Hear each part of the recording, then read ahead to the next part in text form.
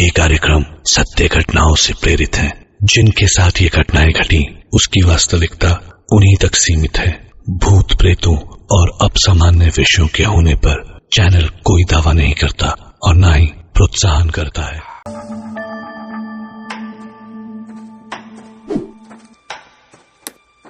करण की नींद बहुत हल्की होती थी। जरा सी आवाज ही उसकी पूरी नींद खराब कर सकती थी। आधे से ज्यादा वक्त उसका अपनी नींद संभालने में ही लग जाता था। तो फिर इस छड़ी के साथ चलने की आवाज जो उसके कमरे में आ रही थी, उससे उसे जागना ही था। वो भी तब जब वो अकेला ही रहता था और आवाज उसके कमरे से ही आ रही थी। करण को पहले तो लगा जैसे उसे कोई वहम हुआ है, लेकिन फिर उसने कमरे की लाइट जला दी। आवाज अब धीरे धीरे कमरे के बाहर चली गई।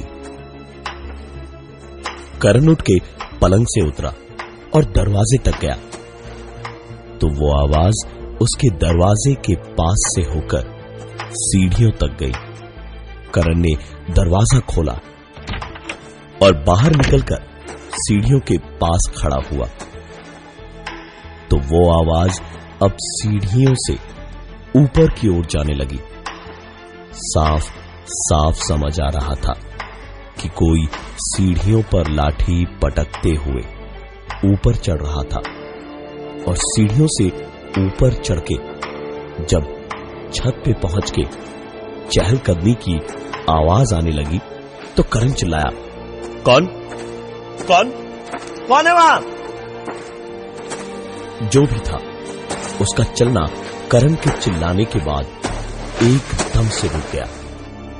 करण भागता हुआ छत के एक कोने से दूसरे कोने को घूम घूम करके छान मार रहा था और ऊपर ना तो सचमुच कोई था और ना किसी के आने जाने का कोई नामो निशान था। सिर्फ पास के मकान में से टीवी चलने की और कुछ सिलाई मशीन के चलने की आवाजें आ रही थी। करण ने सोचा थोड़ी देर और देखा जाए तो उसी वक्त इलाके की लाइट चली गई। चारों ओर अंधेरे में एक मौत सा सन्नाटा फैल गया था जिसमें रह रह के बस गली के कुत्ते भौंक रहे थे और तकरीबन 1 मिनट बाद ही पास वाले मकान में जनरेटर ऑन हो गया तो वापस टीवी और सिलाई मशीन के चलने की आवाजें आने लगी। छत पे हवा बहुत अच्छी चल रही थी तो करण ने भी गर्मी में वहीं रहना बेहतर समझा, लेकिन कुछ देर के बाद में उसे याद आया कि कमरे का दरवाजा वो खुला ही छोड़ आया था। सीढ़ियों से उतरते हुए करण के पास से एक आवाज गुजर गई। करण कुछ करे इसके पहले ही वही आवाज फिर से आई, लेकिन इस बार ऐसा लग रहा था जैसे कोई था जो सीढ़ियों से नीचे उतर रहा था। कौन है? कौन है? कौन है वहां पर? करण चिल्लाता हुआ सीढ़ियों से जल्दी जल्दी नीचे उतरा, लेकिन कोई फायदा नहीं हुआ। नीचे भी उसे कोई नहीं दिखा। वापस ऊपर आकर करण ने अपने घर का दरवाजा बंद किया और माचिस जलाकर एक कैंडल निकालकर उसे जलाया, लेकिन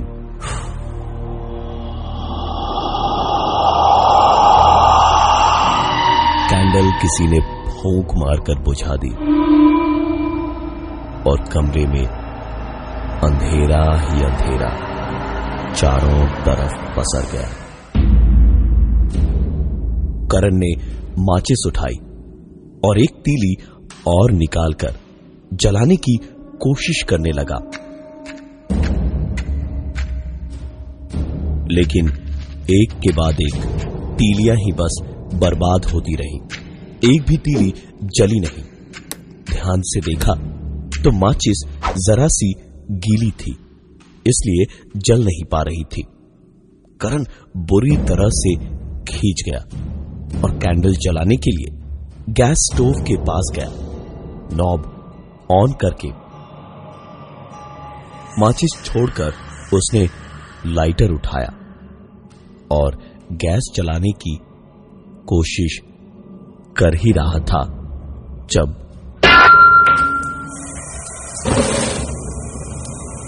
सिलेंडर पर जोर से कुछ मारने की आवाज हुई और चालू गैस स्टोव पे गैस ने आग पकड़ ली।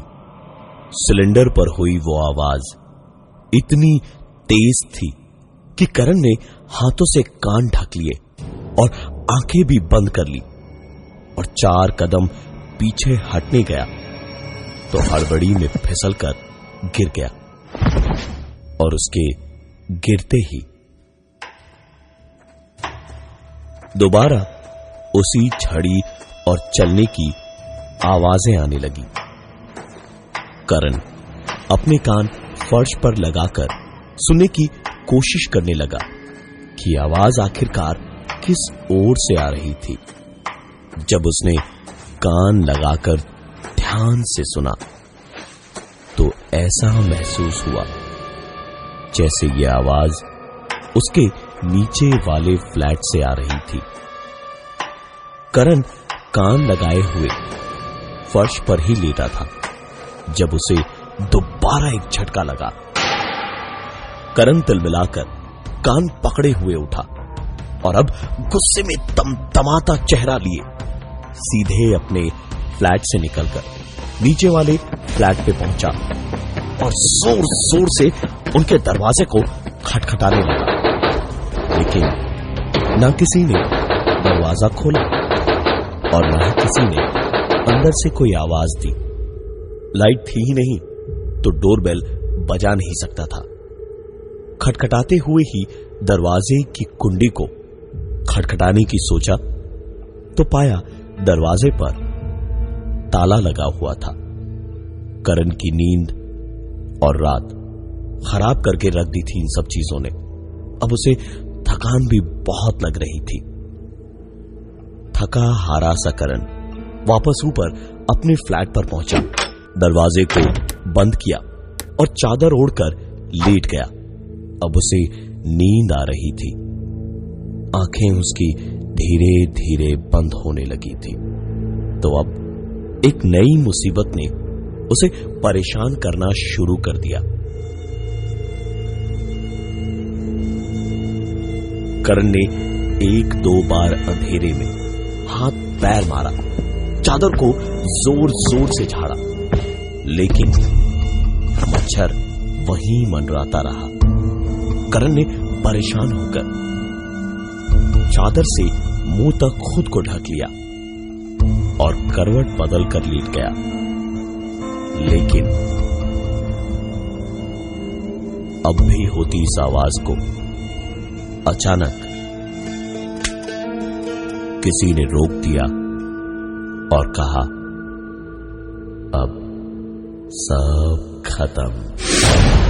करण एकदम से चादर हटाकर आस पास देखने गया तो हड़बड़ाकर जोर से नीचे फर्श पर गिरा और उसके गिरते ही कोई उसे पैरों से पकड़कर बड़ी तेजी से पलंग के नीचे घसीटने की कोशिश करने लगा।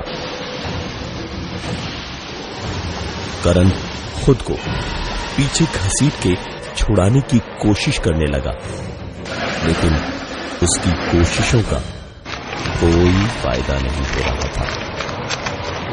करण बड़ी मुश्किल से जरा सा खुद को घसीटता तो उसे दुगना घसीट लिया जाता पलंग के नीचे। करण आखिरकार हार गया और उसे पूरी तरह पलंग के नीचे घसीट लिया किसी ने। करण लाख कोशिशों के बावजूद चिल्ला नहीं पा रहा था। और सिर्फ बचने की कोशिश में हाथ पैर मारता हुआ पलंग के नीचे तड़प रहा था। एक बार फिर से वही छड़ी और चलने की आवाज दूर से करीब आती जा रही थी और एक छड़ी लेकर चलते हुए आदमी के पैर पलंग के नीचे से उसकी तरफ आते हुए उसे दिखाई दे रहे थे। पलंग पे बार बार हाथ पैर मारने से चोट लगनी चाहिए थी, लेकिन कुछ महसूस ही नहीं हो रहा था। बहुत बुरा हाल था करण का, और वो आदमी वहीं पलंग के पास आकर खड़ा हुआ था। सांस लेने तक में दिक्कत हो रही थी करण को। अपने हाथ पैर चलाते हुए अचानक सारी घुटन उसकी खत्म हो गई। करण की आंख खुली तो उसने हांफते हांफते चादर में ही लिपटे हुए खुद को पाया।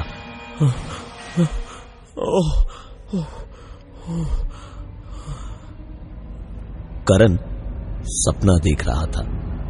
माथे से पसीना पहुंचकर थोड़ा पानी पीकर करण वापस चादर ओढ़कर आराम से सो गया। सुबह जब आंख खुली तो हाथ मुंह धोकर बाथरूम में शेवर ऑन करके शेव करने गया तो शायद भाप जम गई, ये सोचकर शीशे पर उसने हाथ फैलाकर उसे साफ करने की कोशिश की। शीशा तो साफ ही था। उसने दूसरा शीशा देखा, पर उसमें भी खुद को धुंधला ही देखा। आंखों में पानी डालकर खुद को उसने दोबारा देखा तो फिर उसे धुंधला ही दिखा। करण ने झुंझलाहट में शीशे पर अपना शेवर खींच कर दे मारा। शीशा टूटा और शेवर की घर घर की आवाज भी बंद हो गई। बहुत बड़ा पहाड़ सर पे टूट गया था इससे। करण ने तुरंत कपड़े बदले और सीधे एक जान पहचान वाले डॉक्टर के पास निकल पड़ा अपनी आंखों को टेस्ट करवाने। क्लिनिक पहुंचकर उसने देखा कि एक आदमी 3-4 सीट आगे पहले से वहां बैठा था। बेल बजी तो वह आदमी उठकर सीधा अंदर चला गया और इधर कंपाउंडर ने करण से भी कहा अंदर जाने को। करण उठकर अंदर गया और अपनी आंखों पर और भी कम यकीन रह गया उसे, क्योंकि अंदर करण और डॉक्टर के अलावा दूसरा और कोई नहीं था। उसने डॉक्टर से पूछा कि वो आदमी जो अभी अभी अंदर आया था वो कहां गया? तो डॉक्टर भी हंस के बोले, अरे तुम भी कमाल करते हो करण, पहले पेशेंट हो आज के तुम। आंखों में प्रॉब्लम है लेकिन मजाक भी पहले जैसा ही करोगे। चलो आओ बैठो, आंखों में देखे तुम्हारी क्या प्रॉब्लम है। काबू में नहीं था। दिल की धड़कनें बढ़ी हुई थी और एक अजीब सा डर क्लिनिक के तेज एसी में भी उसके पसीने छुड़ा रहा था। डॉक्टर करण का दोस्त ही था, तो करण ने सारी बात डॉक्टर को बताई। तो आंखें टेस्ट करके डॉक्टर ने कहा, तुम्हारी आंखें तो बिल्कुल ठीक है करण, मे बी कान में कुछ प्रॉब्लम है जिसकी वजह से उल्टी सीधी आवाजें सुन रहे हो तुम, या फिर एपिलेप्सी का केस भी हो सकता है। ये कुछ दवाएं अभी लिख दे रहा हूं और एक डॉक्टर को रेफर कर दे रहा हूं, जल्द से जल्द इनसे मिल लेना। करण डॉक्टर के क्लिनिक से निकला और निकल के सड़क तक पहुंचा। टैक्सी लेकर उसको अब दूसरे डॉक्टर के पास पहुंचना था, इसलिए उसने टैक्सी स्टैंड की ओर चलना शुरू किया तो चारों ओर ट्रैफिक की आवाजें ही थी और उसके बढ़ते हुए हर एक कदम के साथ किसी की जानी पहचानी कदमों की आहट फिर से उसे सुनाई देने लगी। करण ने पहले तो भीड़ भाड़ और ट्रैफिक के शोर में ध्यान नहीं दिया, लेकिन फिर अचानक उसने पलटकर पीछे देखा। पीछे कोई खड़ा तो था, लेकिन धुंधला सा दिखाई दे रहा था। करण ने आंखें मलकर देखने की कोशिश की, लेकिन कोई फायदा नहीं हुआ, बल्कि धीरे धीरे आस पास सब कुछ धुंधला होना शुरू हो गया और कुछ ही देर में सब कुछ बहुत ज्यादा धुंधला होता चला गया। करण का लॉटरी का काम था। लॉटरी टिकट्स बेचना, लॉटरी के पैसे इधर से उधर पहुंचाना, यही उसकी रोजी रोटी थी। कुछ दिन पहले ही एक आदमी आया था अपनी लॉटरी के टिकट दिखवाने, जो देख नहीं सकता था। उसे किसी ने बताया था कि उसकी टिकट पर इनाम निकला था, लेकिन करण ने अपने इंसान होने का सबूत दे दिया। उसकी टिकट को गलत बता के उसके अंधेपन का फायदा उठाकर दूसरी टिकट पकड़ा दी। उसने न सिर्फ उस आदमी के ना देख पाने की लाचारी का फायदा उठाया था, बल्कि उसको बाहर ले जाकर रास्ता पार कराने के बहाने एक गाड़ी के सामने हल्का सा धक्का भी दे दिया था, ताकि इस तरह के एक्सीडेंट के चक्कर में किसी का भी ध्यान लॉटरी के टिकट की ओर न जाए। लेकिन होनी को कुछ और ही मंजूर था। वो आदमी गाड़ी से ऐसे टकराया कि उसकी मौत हो गई, और आज करण की आंखें देखने लायक नहीं रही थी। पैसे तो उसने हड़प ही लिए थे, लेकिन अब क्या फायदा। करण के कानों में अब ट्रैफिक की कोई आवाज नहीं आ रही थी, और ना ही उसे कुछ दिखाई दे रहा था। उसका हाथ किसी ने पकड़ा और कहा, आज सड़क पार कराने की बारी मेरी है। करण की आंखों में आंसू थे और जुबान पे सिर्फ भीख। अपनी जान की भीख मांगते मांगते उसे आखिरी बार एक आवाज सुनाई दी, और एक बड़ी सी ट्रक आती हुई साफ साफ दिखाई दी।